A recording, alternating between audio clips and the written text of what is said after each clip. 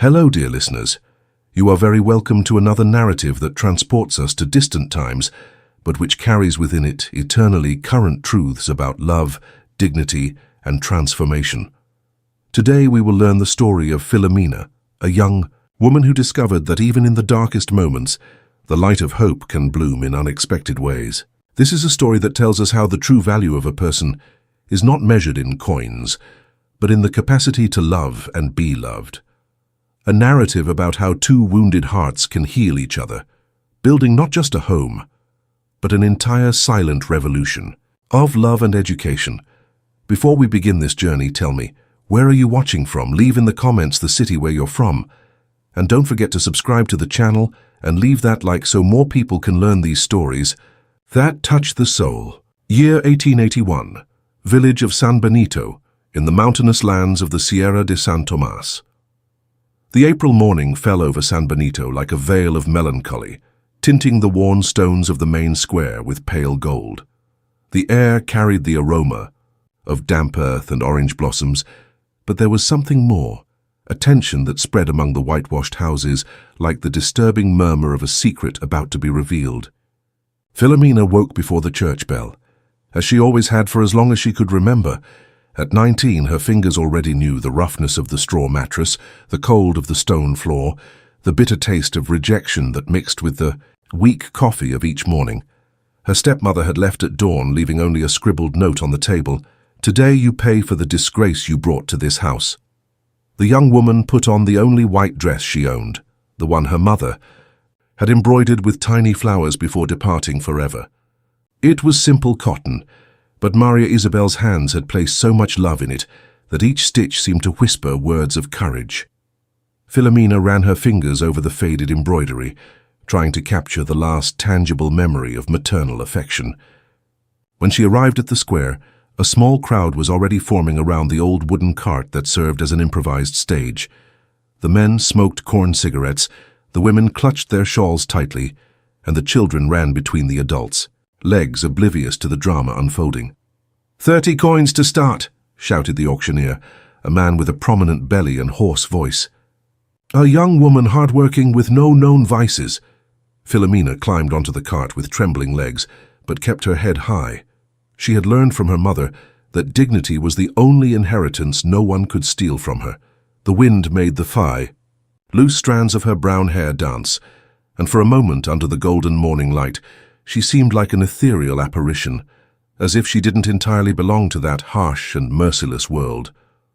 35, shouted the blacksmith, wiping his dirty hands on his shirt. 40, retorted the grain merchant, evaluating her as if she were livestock at market. Each bid was like a stab to Filomena's soul, but she forced herself to look beyond the crowd, toward the distant mountains that rose like silent giants on the horizon. There, she thought, there was peace. There, perhaps, there would be dignity. That's when she saw him. Don Cipriano stood at the back of the square, leaning on his polished wooden cane, observing the scene with an expression Filomena couldn't completely decipher. He was a man of about 50, black, with graying hair that curved in soft waves over his forehead. His eyes had the depth of someone who had seen much suffering, but also a serenity that contrasted with the agitation around him. 100. Silver coins. Cipriano's voice cut through the air like a blade, firm and clear. The entire square turned toward him, a heavy silence falling over the crowd like a stone thrown into still waters. 100 coins? The auctioneer choked, almost dropping his hammer. "Don Cipriano, are you sure?" "I am." Cipriano approached the cart with measured steps, removing from a leather bag a quantity of coins that made the crowd's eyes gleam. "These are the savings of a lifetime, and she's worth every one of them." A murmur of scandal swept through the square. Women whispered behind their shawls, men frowned with barely contained indignation. "A black man buying a white woman. What insolence! Times are changing for the worse." The poisonous words spread like fire through dry straw. Filomena descended from the cart in a trance, her feet touching the stone ground as if she were stepping on sacred terrain. Cipriano approached slowly, always respecting the distance between them, and then did something no one expected. He removed his brown wool poncho and placed it over her shoulders, covering her carefully, without touching her skin. "You are no one's property," he murmured, low enough so only she could hear. "You never were, never will be." It was the first time in years that someone looked at Filomena and saw a person, not an object. Her eyes filled with tears she struggled to contain, because she knew that showing weakness at that moment would be dangerous for both of them. As they walked together through the hostile crowd, Filomena felt that something inside her had changed, forever. Cipriano's poncho smelled of dried herbs and honest work, and for the first time in a long while she felt. But the murmurs turned into shouts, and the shouts into threats. The change that had begun in that moment, Filomena realized, would come accompanied by storms that would test the strength of both in ways she couldn't yet imagine. Night fell over San Benito like a cloak laden with omens. Filomena sat in the small room attached to Cipriano's house, where he had improvised a space for her with all possible care. A thick fabric partition separated their worlds, creating a sanctuary of mutual respect that contrasted brutally with the violence stirring in the village streets. Through the small window she could see the torches moving through the square like angry fireflies. Voices rose in chants of indignation. "Out with the black man! Give back our woman! This is against the natural order." Cipriano prepared. Herbal tea in silence, his precise and calm movements contrasting with the exterior chaos. There was in his gestures a serenity that Filomena found almost supernatural, as if he had made peace with something very deep within himself, something that protected him from the world's cruelty. "Don Cipriano," she whispered, her voice barely louder than the wind between the tiles. "Why did you do this? Why did you spend everything you had on me?" He stopped for a moment, the kettle still in his hands, and looked at her through the fabric partition.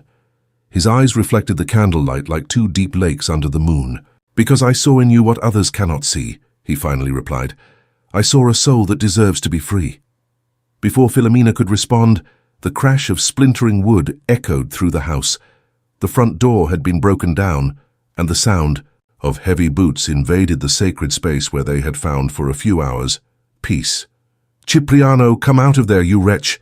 The commissioner's voice cut through the night like a whip. "You're going to answer for what you did." Cipriano looked at Filomena one last time, and in that look she saw not fear, but a serene determination that made her understand that some men are forged by sufferings that make them unbreakable. "Stay here," he murmured. "No matter what happens, stay here." But Filomena had grown up watching life tear everything she loved from her hands. She wouldn't stand still while they also tore away the only person who had shown genuine kindness toward her. They took Cipriano to the old pig stable at the back of Don Ramon's property, the richest man in the village. It was a damp and stinking place where not even the animals stayed during winter. The dirty stone walls dripped muddy water, and the floor was covered with moldy straw that stuck to clothes like dead fingers. They chained his hands and feet, leaving him sitting in the darkest corner, as if they wanted the earth itself to swallow him. But Cipriano didn't bend. Even there, even with the chains biting his wrists, he maintained his dignity as if he were a king in disguise. Filomena waited until the village fell asleep in the sway of its own satisfied rage. Then, moving like a shadow through the streets she had known since childhood, she reached the stable. Cipriano's kitchen knife gleamed in her trembling hands, not to harm, but to liberate. "You came," he murmured when she appeared at the stable door, as if he had never doubted this would happen. "You said I was free," she whispered, working on the chains with agile fingers. "Free people don't abandon those who freed them." The escape was a poem of silences and shadows. The church donkey, a gentle animal that knew every mountain trail, carried them through the sleeping streets while the moon hid behind thick clouds. Filomena guided the animal with one hand, while the other held Cipriano's firmly, as if she feared he might dissolve in the darkness. The smuggler's trail climbed the Sierra de San Tomas in serpentine curves that challenged both men and animals. It was a path that only the desperate or the very brave dared to travel, especially at night. But for Filomena and Cipriano there was no choice. It was climb toward freedom or stay to face a justice that knew no mercy. The storm found them when they were already high up in the mountain. Rain fell like handfuls of frozen stones, transforming the trail into a treacherous river of mud. Lightning illuminated the landscape in phantasmagorical flashes, revealing sharp rocks and precipices that disappeared into darkness. It was Cipriano who spotted the cave. "There!" he shouted over, the wind's roar pointing to a dark crack in the rocky wall. "We can take shelter until the storm passes." The cavern was small but dry, with smooth walls that echoed the sound of rain outside like primitive and soothing music. Cipriano lit a small fire with dry twigs he had saved in his backpack, and soon a circle of golden light enveloped them, like a warm embrace. Filomena sat on the other side of the fire, watching Cipriano's face in the dancing light of the flames. There was, in him, a beauty she was just beginning to understand. Not the superficial beauty that the village men valued in women, but something deeper. The beauty of a soul that had found peace amid suffering. "What are we going to do now?" she asked, her voice almost lost in the cave's echo. Cipriano looked at the fire for a long moment before responding, as if he were consulting something in the flames that she couldn't see. "We're going to build a new life," he finally said, "far from those who think they can define us by what we are on the outside. In the mountains, we'll simply be ourselves." Outside, the storm roared like a wounded animal, but inside the cave, protected by the fire and the newly born promise between them, Filomena felt for the first time that perhaps the world could be different from what she had always known. The first rays of sun that filtered through the cave entrance found Filomena and Cipriano still awake, feeding the embers of the fire that had protected them throughout the night. The storm had passed, leaving behind a washed and gleaming world, where each leaf seemed to have been polished by the rain and each stone shone like a precious jewel. Cipriano was the first to rise, stretching muscles stiffened by cold and tension. Through the cave opening, the Sierra de San Tomas spread before them like a green-golden sea, dotted with clearings that seemed like invitations to start anew. "There," he said, pointing to a plateau about an hour's walk away. "Near that oak grove. It has a spring, good land, and it's hidden enough for us to live in peace." Filomena followed his gaze and felt something expand in her chest. It was hope, a feeling she had almost forgotten how it felt. The months that followed were of a physical hardship Filomena had never experienced, but also of a spiritual fullness that surprised her every day. They built the house log by log, stone by stone, as if they were writing a poem of determination and shared dreams. Cipriano revealed himself as a man of multiple skills. His hands, which she had seen holding coins with trembling in San Benito's, square, now molded clay and fitted wood with an artist's precision. He had learned carpentry from his father, natural medicine from his grandmother, and agriculture from necessity itself, knowledge that now transformed into the foundation of a new life. Filomena discovered in herself reserves of strength she didn't know she possessed. Her fingers, accustomed only to delicate stitching, learned to mix clay with straw, to cut firewood, to prepare the soil for planting. Each callus that formed on her hands was like a medal of honor, tangible proof that she was building something real. The house grew slowly, organically, like a plant finding its perfect place in the sun. 2 main divisions, one for each of them, connected by a common space where a stone fireplace would become the heart of the home. Small but strategically positioned windows to capture the morning light and the golden sunset. A small porch where they could sit on starry nights and contemplate the vastness of the world they had chosen. It was during the roof construction that Filomena found the letter. It was kept in Cipriano's leather backpack, among his tools and some personal belongings. A yellowed sheet of paper, carefully folded, with delicate feminine handwriting that seemed to dance across the page. Filomena didn't intend to read. She had found it by accident while looking for rope. But the first words jumped to her eyes as if they had their own will. "My dear Cipriano, if you are reading this, it's because I have already departed to join the angels, as the doctor said would happen. Don't be sad for too long, my love. You have a heart too big to remain empty forever. There's something I need to ask you. When you find someone who needs salvation, as I needed when you found me at the church door, that skinny girl full of fear, save her. Give her the love you gave me. Not for me who have already departed, but because in the world there are many broken hearts waiting for someone like you. Keep my crimson sash for her. The red one that you said made my eyes shine like stars. She will need something that makes her feel beautiful again. I love you forever, and for all the lives that come after this one. Your Celestina. Filomena sat on the packed earth floor, the letter trembling in her hands. Tears she couldn't understand ran down her face, tears of gratitude, of understanding, of a sweet pain that comes when we realize we are part of something greater than ourselves. Cipriano found her like this when he returned from the spring, carrying water in wooden buckets. He saw the letter in her hands and stopped, as if the entire world had paused for that moment. She knew, Filomena whispered, looking at him through her tears. Your wife knew you would save me. Cipriano put the buckets down and knelt before her, his large, calloused hands covering hers with infinite tenderness. Celestina was always wiser than me, he said, his voice laden with an emotion that made the words vibrate in the air. She taught me that true love doesn't possess, it liberates, and that when we save someone, we're actually saving ourselves. That night, Filomena wore Celestina's crimson sash for the first time. It was red silk, soft as water, and bright as fresh blood. When she looked at herself in the small polished metal mirror that Cipriano had brought, she saw not the frightened girl who had been auctioned in the square, but a woman who was learning that beauty doesn't come from being desired, but from being loved. They sat on the porch that night, watching the stars light up one by one in the clear mountain sky.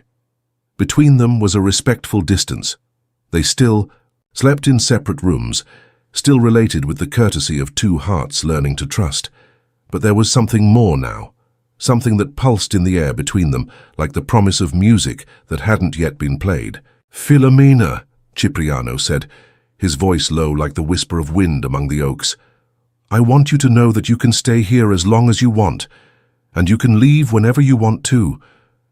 Your freedom has no price. She looked at him, at this man who had spent the savings of a lifetime to give her something no one had offered her before. Choice. And if I never want to leave, she asked, surprising herself with her own courage.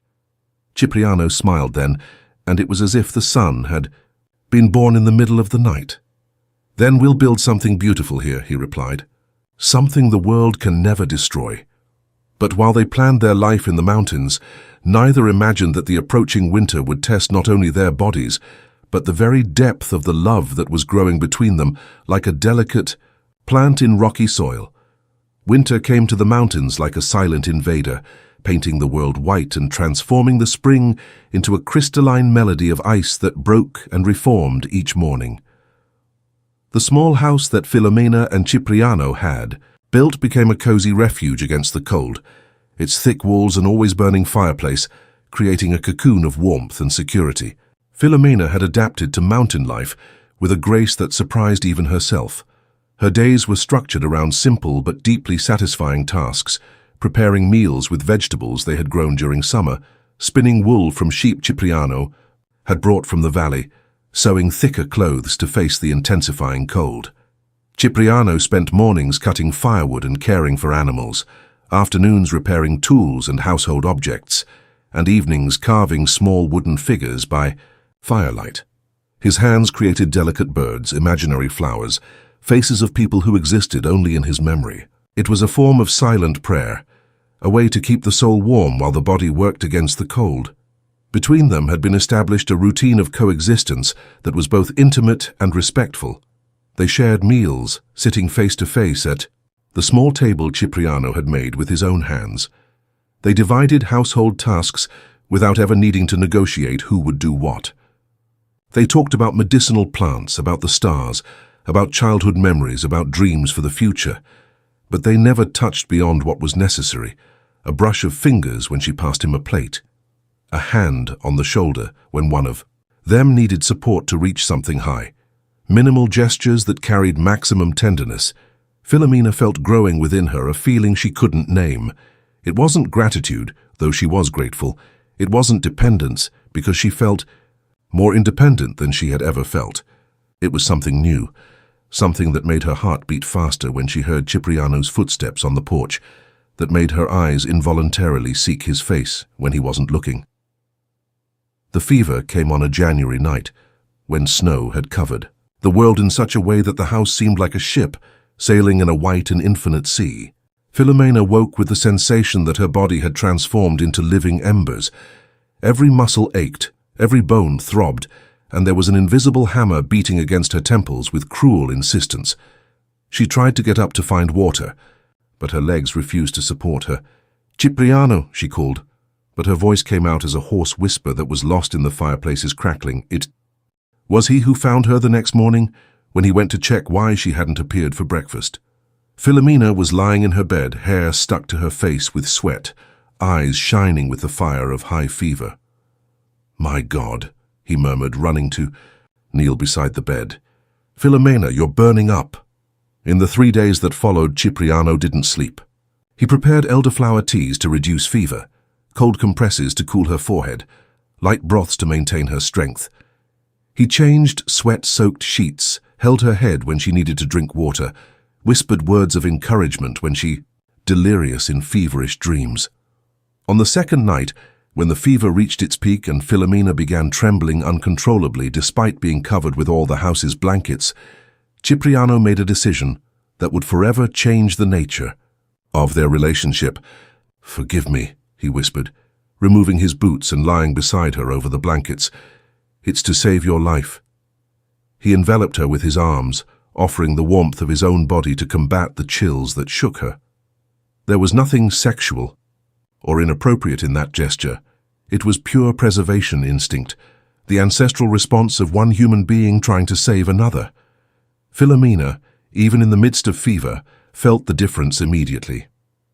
The solid and secure warmth of Cipriano's body around hers, the tranquil rhythm of his breathing, the familiar scent of wood and herbs that always emanated from him.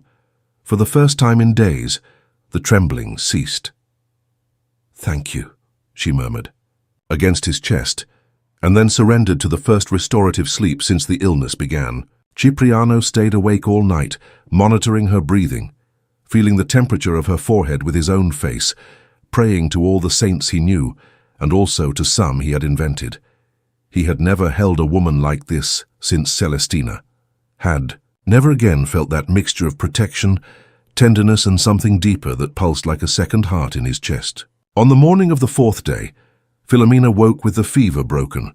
Her eyes were clear again, her skin had returned to normal temperature, and she could sit up in bed without dizziness. Cipriano was sitting in a chair beside the bed, head resting against the wall, sleeping his first deep sleep in 3 days. His clothes were wrinkled, there was stubble on his face, and his hands still held a damp cloth he had used to cool her forehead during the night. Filomena watched him sleep, this man who had spent 3 days caring for her, as if she were the most precious thing in the world. She felt a wave of emotion so intense, she had to press her lips together to not wake him with a sob. When Cipriano finally woke and found her clear eyes fixed on his face, he smiled with relief so pure that Filomena felt as if the sun had been born inside the room. "How do you feel?" he asked, leaning to touch her forehead with his palm. "Better," she replied, covering his hand with hers. "Cipriano, during the night when you stayed here with me, I apologize if it was inappropriate," he said quickly, beginning to pull away. "It was necessary to—" "You've never touched me," she interrupted him softly, her words echoing in the room's quietude like stones thrown into still water. Cipriano stopped moving, his eyes meeting hers with an intensity that made the air between them vibrate. "No," he admitted. "I never touched you. Even when I cared for you during the fever, I tried to respect, but I want you to," she whispered, and the words came from her mouth as if they had their own will, as if they had been waiting 3 days to be spoken. The silence that followed was loaded with meanings neither dared to name yet. But something had fundamentally changed between them, something that winter had forged in the heat of illness and mutual care. Outside, snow continued falling, covering the world with its immaculate purity, but inside the small mountain house, two hearts had finally found courage to admit that sometimes love is born slowly, in silence, nourished by patience and tenderness, until it becomes as essential as the air we breathe. Spring brought terrible news from the valley.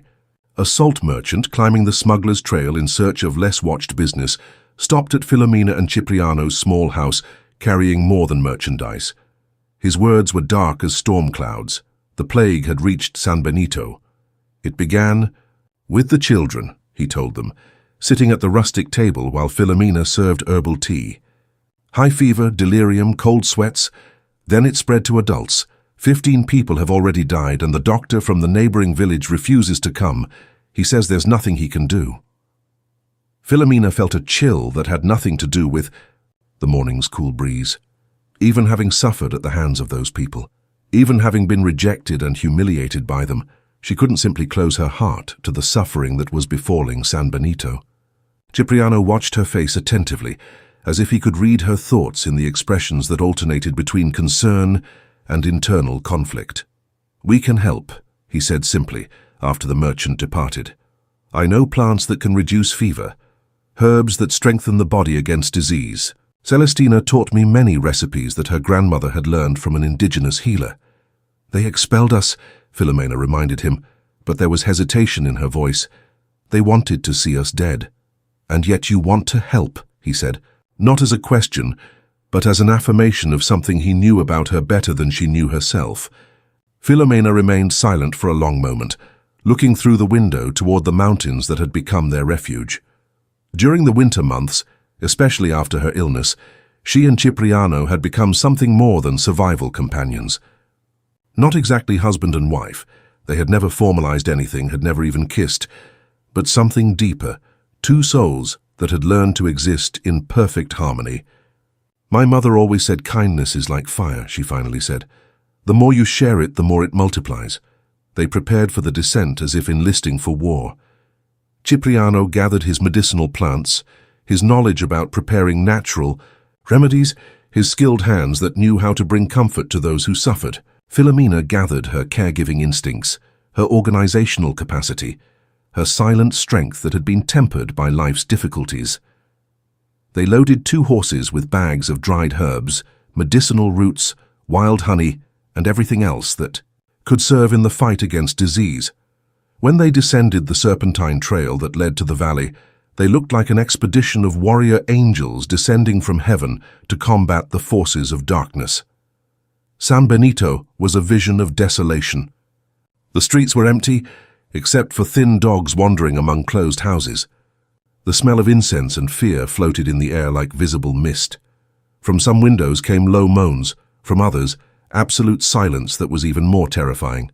The reception they received was a tumultuous mixture of desperation and prejudice. Some inhabitants watched them with barely disguised hostility. The black man and his woman returned to take advantage of our misfortune. Others, those whose children were dying in their arms, looked at them as if they were the last hope in a world that had lost all logic. "Do you have medicine?" asked Jacinta, the butcher's wife, the same woman who had spat on the ground when Filomena passed her in the square on auction day. Now she held in her arms a 2-year-old child burning with fever, her eyes desperate like those of a wounded animal. "My boy he's dying." Filomena looked at the child and saw not the son of a woman who had despised her, but simply a small and precious life that needed salvation. She extended her arms. "May I hold him?" she asked softly. What happened in the following days was a transformation that no one in San Benito would ever forget. Cipriano's house became an improvised hospital. Filomena and he worked from sunrise to sunset, preparing teas that reduced fever, making compresses that relieved pain, cooking broths that restored strength to convalescence. Filomena discovered in herself a natural aptitude for caring for the sick. Her hands were gentle when changing sweat-soaked cloths. Her voice was soothing when whispering words of comfort. Her presence radiated a serenity that seemed to calm even the most intense pains. Cipriano revealed himself as a born healer. His knowledge of medicinal plants was vast, but more important than that was his ability to instill hope in discouraged hearts. He looked into the eyes of the sick, and they felt there was someone there who wouldn't give up on them. One by one, the people of San Benito began to heal. Fevers dropped, delirium ceased, strength returned, and with each cure, something else was being healed too. The prejudice and ignorance that had divided that community. It was Jacinta who asked for forgiveness first. "I was wrong," she said, holding Filomena's hand while her son slept peacefully in an improvised cradle. "I was wrong about you, about everything. You are angels." "We're not angels," Filomena replied with a tired but sincere smile. "We're just people who learned that love is stronger than fear." When the plague finally passed and San Benito returned to life, something fundamental had changed in that place's soul. People looked at Filomena and Cipriano no longer as a scandalous anomaly, but as symbols of something they had forgotten existed. The possibility that true love transcends all barriers that men build. But the greatest change had occurred in Filomena's heart. By caring for others, by seeing the impact her presence could have on people's lives, she had discovered not only who she was, but who she could become. And this discovery filled her with new energy, an urgency that pulsed in her veins like renewed blood. On the night they decided it was time to return to the mountains, she turned to Cipriano with a determination in her, eyes he had never seen before. "When we return," she said, "I want to marry you. Not because I need protection, not because I owe gratitude, but because I love you, and I want the whole world to know that I chose you as you chose me." And for the first time since they had met, Cipriano took her hand and kissed it softly, sealing a promise that had grown slowly, like all truly beautiful things. Autumn painted the mountains with fire colors when Filomena descended again to San Benito. But this time she didn't come as a refugee or emergency healer. She came as a bride, with a wooden ring carved by Cipriano during the long winter nights. A ring that had been carved with all the love and patience that only the hands of a man in love can imprint on an object. The ring was made of oak, the same wood from which they had built their house, and Cipriano had engraved small flowers on it that seemed to dance around the golden circle. It wasn't gold or silver, didn't have the monetary value that traditional rings possessed, but it carried something much more precious, the loving work of sleepless nights, the care of every detail, the pure intention to create something beautiful for someone beloved. "It's the most beautiful ring I've ever seen," Filomena had whispered when he placed it on her finger, on the terrace of their mountain house, with only the stars as witnesses. The priest of San Benito, an elderly man named Father Miguel, who had known suffering in his own flesh and therefore had learned to see beyond appearances, received the marriage request with a smile that illuminated his wrinkled face. "After everything you did for our community," he said, "it would be an honor to celebrate your union." Filomena spent a week at the village seamstress's house, not because she didn't know how to sew, her hands were skilled with needle and thread, but because she wanted her dress to be a work of collaboration, a symbol of how people could create beautiful things when they worked together with love. The dress was celestial blue that made her eyes seem like two pieces of clear sky. It didn't have elaborate embroidery or expensive adornments of traditional wedding dresses, but it had something better, elegant simplicity that enhanced Filomena's natural beauty without trying to compete with it. At the waist, she wore Celestina's crimson sash, not out of obligation or pressure, but as a gesture of love and continuity, a way to honor the woman who had loved Cipriano before her and who, in some mysterious way, had prepared the path for them to meet. The ceremony took place on an October morning, when the air was crystal clear and tree leaves created a golden carpet on San Benito's streets. The small church filled up, not only with village inhabitants, but with people from neighboring towns, who had heard about the couple that had saved lives during the plague. When Filomena walked down the central aisle, supported by Father Miguel's arm, who had offered to represent the family she had never had, there wasn't a dry eye in the church. She radiated such pure happiness, such serene dignity, that even those who still harbored prejudices in their hearts found themselves touched by something greater than their own limitations. Cipriano waited for her at the altar dressed in his best suit, simple but impeccably cared for clothing, which he had brushed and pressed with the care of someone preparing for the most important moment of his life. When he saw Filomena walking toward him, his eyes filled with tears he didn't try to hide. "You're beautiful," he whispered when she reached his side. "So are you," she replied, and the sincerity in her voice made several people in the congregation smile through their own tears. The vows they exchanged were simple, but loaded with meaning that echoed through the church walls like celestial music. "I promise to love you not only on easy days, but especially on difficult ones," Cipriano said, his voice firm despite the emotion. "I promise to respect you as the strong woman you are, and to support you in dreams we haven't yet dreamed together. I promise to build with you not just a house, but a home where love is the language we speak every day," Filomena replied. "I promise to walk beside you, not behind or ahead, but side by side until life separates us." When Father Miguel declared them husband and wife, and Cipriano softly kissed Filomena's lips, there was an explosion of applause that seemed never to want to end. It was as if the entire community was celebrating not just the union of two people, but love's victory over all obstacles the world had tried to place in their path.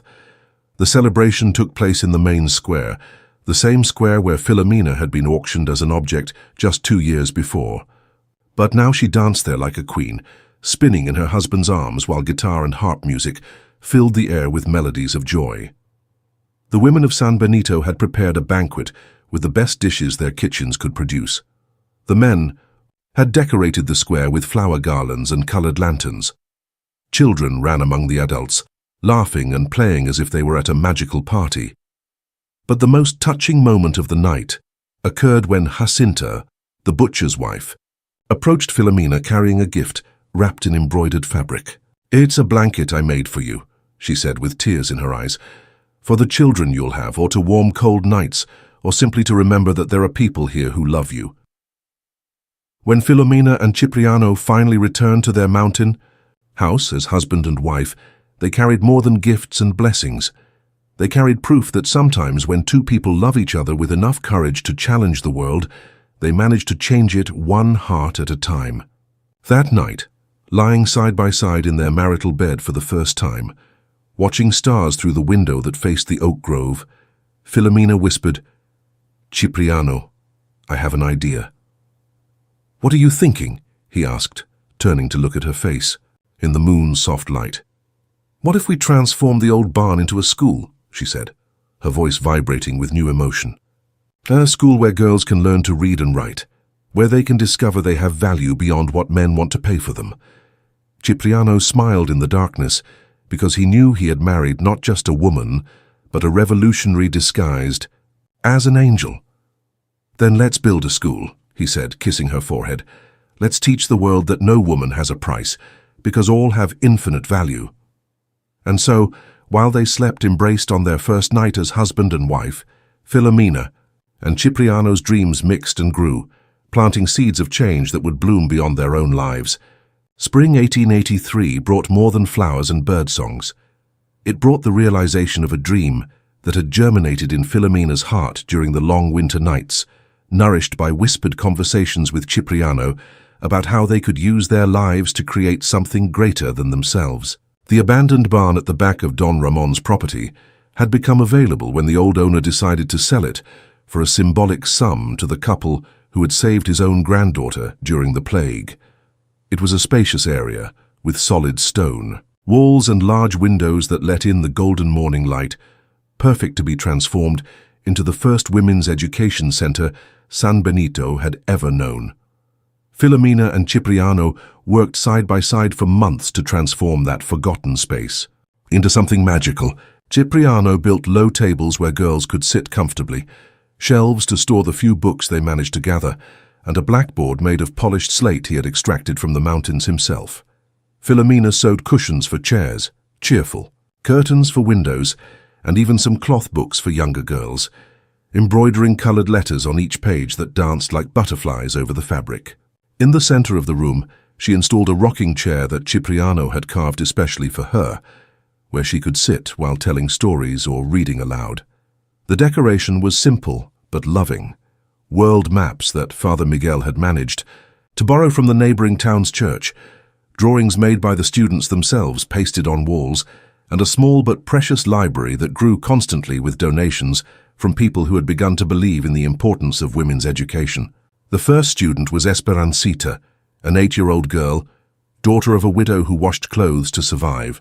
Esperancita had been born with a dark mark on her face that made other children avoid her, and which the girl herself tried to hide behind disheveled hair that fell over her eyes. "I don't know how to read," she said on the first day, her voice so low that Filomena had to lean in to hear her. "Nobody is born knowing," Filomena replied with a smile that made the girl's eyes light up for the first time. "I didn't know how to read when I was your age either. My mother taught me, and now I'm going to teach you." What happened in the following months was nothing short of magical. Esperancita discovered she had a brilliant mind hidden behind shyness. She learned to write her name with round, careful letters, then simple words, then complete sentences that expressed thoughts she had never imagined she could put on paper. "Look, Doña Filomena," she shouted one day, running to the rocking chair with a paper in her hands. "I wrote a story about a girl who flies." Filomena read the short story, written with the uncertain but determined handwriting of a child who had just discovered the power of words, and felt her heart expand until it almost didn't fit in her chest. "It's a beautiful story, Esperancita," she said, hugging the girl, "and do you know what that means? It means you can fly too. Maybe not with real wings, but with the dreams that are here inside." She gently touched the girl's chest over her heart. News of the school spread through neighboring villages like seeds carried by the wind. Girls of all ages arrived, some still children, others already teenagers who had lost hope of ever learning to read. Adult women came who wanted to teach their own children, widows who dreamed of getting better jobs than washing clothes or cleaning houses. Each brought her own story of difficulties, but also her own hunger for knowledge. There was Maria del Carmen, 15, who had fled an arranged marriage and now wanted to learn to write letters to the mother she had left behind. There was Rosa, 12, daughter of a drunkard who beat her, and who found in school the only place where she felt safe. There was even Doña Esperanza, 60, who said it was never too late to learn to sign her own name. The school's philosophy was simple, but revolutionary for the time. Filomena didn't just teach girls to read and write. She taught them to think, to dream, to believe they had the right to a better life than what society had reserved for them. "No woman has a price," she said every day at the beginning of classes, while the girls repeated in chorus. "All have infinite value." Cipriano complemented the education with practical classes on medicinal plants, basic arithmetic, and even carpentry notions for those who showed interest. He had discovered he had a knack for teaching, that his infinite patience and skilled hands could transmit knowledge that went far beyond books. School afternoons were filled with reading aloud, where Filomena transported her students to worlds of adventure and possibilities. She read fairy tales where princesses saved themselves, stories of brave women who had changed the world, and even created her own narratives where girls like her students were the heroines. The project began attracting attention from other regions. Educators from larger cities came to visit the small mountain school, impressed with the results Filomena was achieving with such limited resources. Some offered financial help, others brought books and teaching materials. But the recognition that most touched Filomena's heart came from her own students.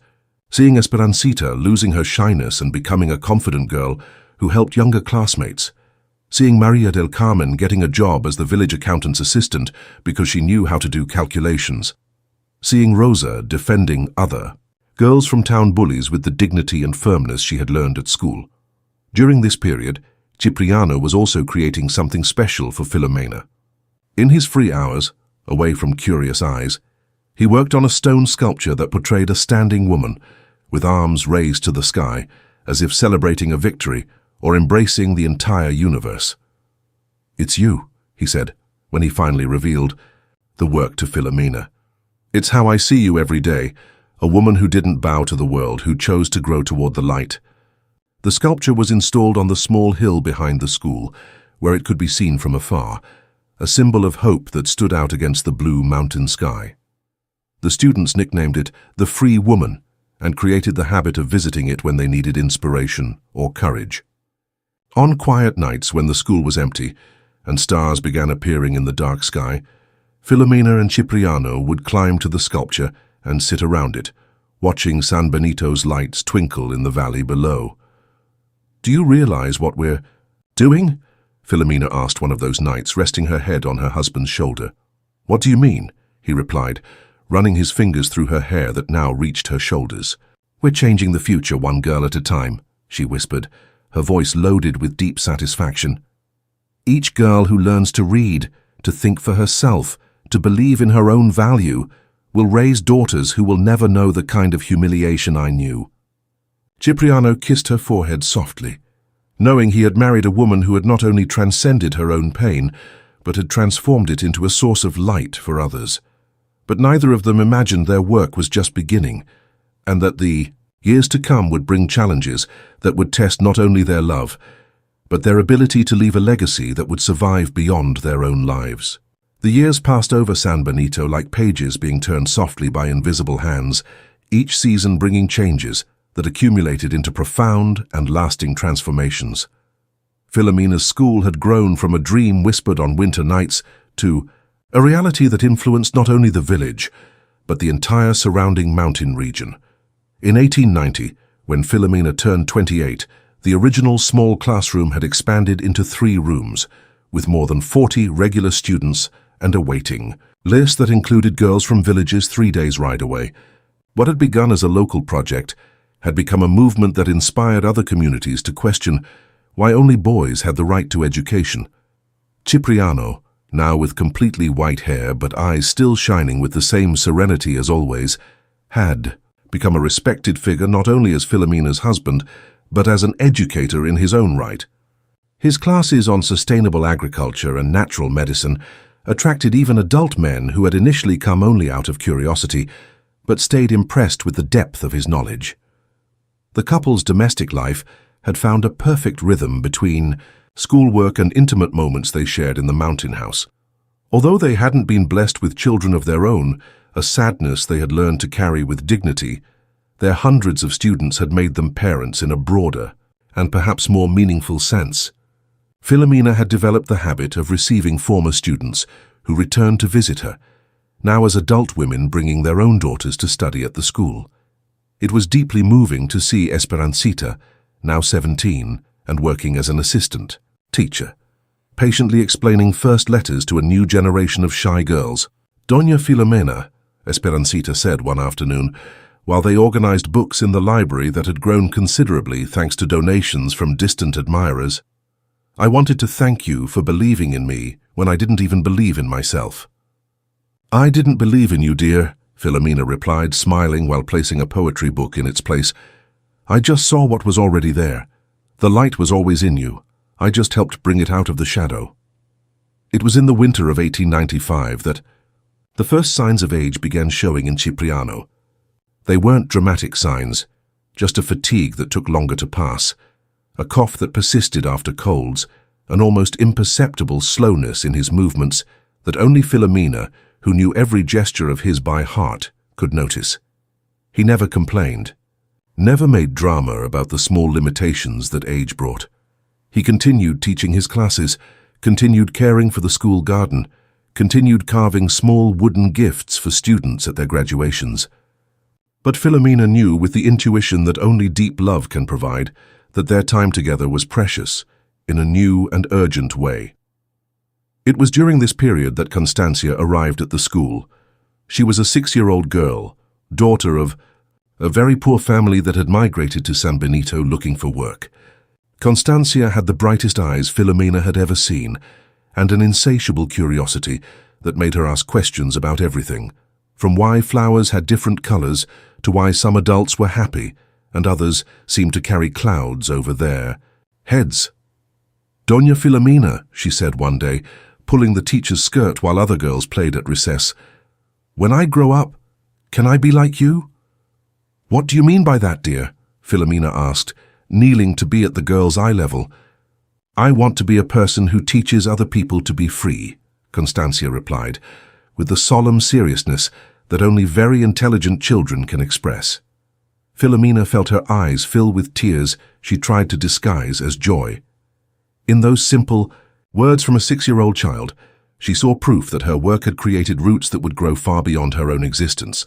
The end came as seasons come, gradually but inevitably. Cipriano departed on a March morning in 1896, sleeping peacefully in the bed they had shared for more than a decade. Filomena woke to find him with a serene smile on his face, hands intertwined, over his chest, as if he had departed to meet someone who had been waiting for him for a long time. On the table beside the bed, he had left Celestina's original letter, along with a new letter he had written for Filomena. "My dear wife, if you are reading this, it's because my time to depart has come. Don't be sad for too long, for we had more happiness in our years together than many people know in an entire lifetime. You transformed not only my life, but the lives of hundreds of people who were fortunate to know you. Continue teaching. Continue showing the world that love can overcome any prejudice, any fear. Take good care of our girls. They are the future we built together. With all my love forever, Cipriano." Cipriano's funeral was a celebration of a life well lived. People came from throughout the region to pay homage to the man who had defied social conventions for love and dedicated his life to educating and healing.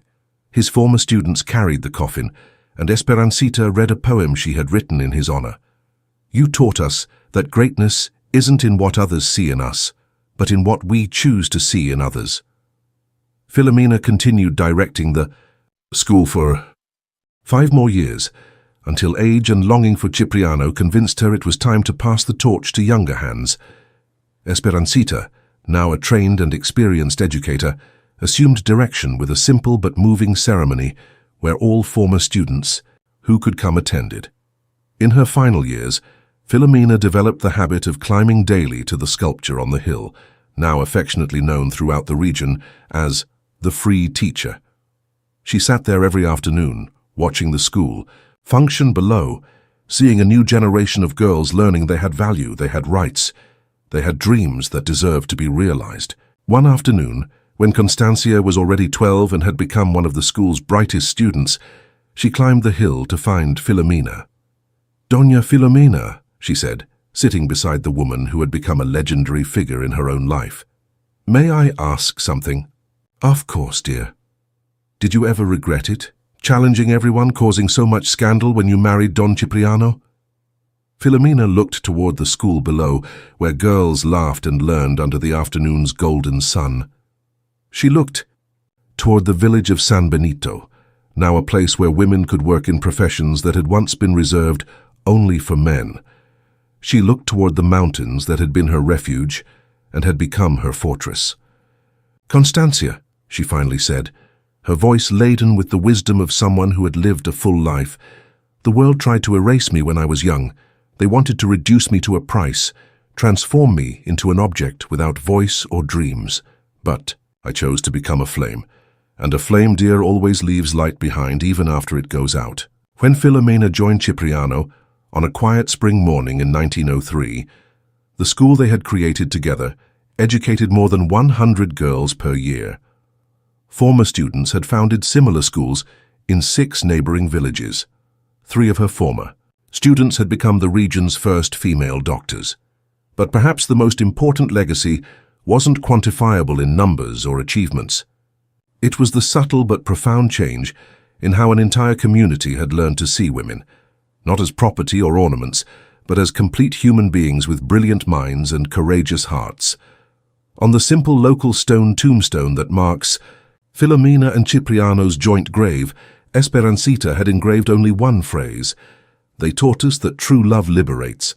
And in the mountains of San Benito, where once a young woman was sold like cattle, now stands a school where girls learn every day that they are infinitely valuable, that their dreams deserve to be pursued, and that love, when it's true, has the power to transform not just 2 lives, but the entire world.